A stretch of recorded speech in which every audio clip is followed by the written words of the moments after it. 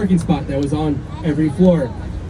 So that interior car elevator functioned from 1926, when the building was built, until 1941. In the 40s, cars got way too big to fit in the 1920s car elevator. So they then demolished the car elevator and added 25% of each office plates back to the leasable office space. The Jewelers Building, 1926. We'll go from the 20s on the left to this black boxy structure on the right. See this black box on the right, clad in this black steel and glass. We'll see this building again on the way back.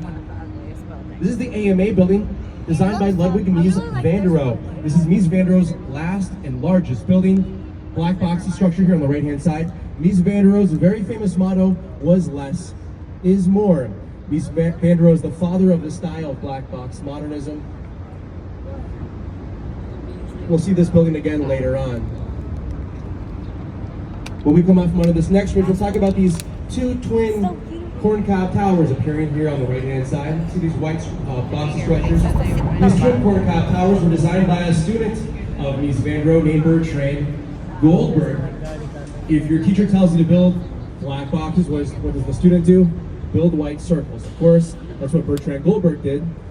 Bertrand Goldberg wanted people to live in downtown Chicago in the 60s when not many people did so. So he built a city within a city that has all of the services a tenant would need.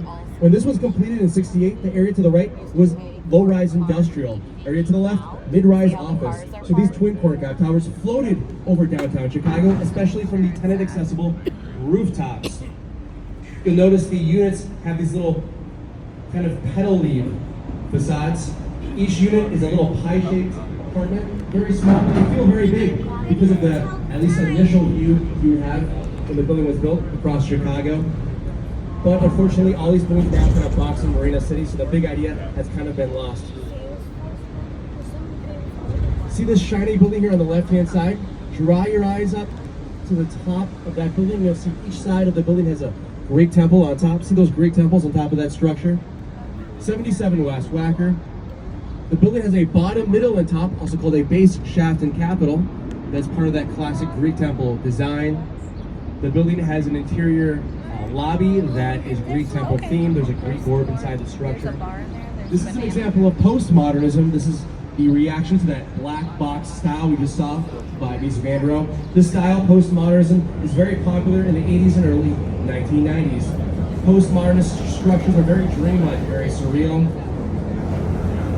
Postmodernist buildings often harken back to a prior classic era.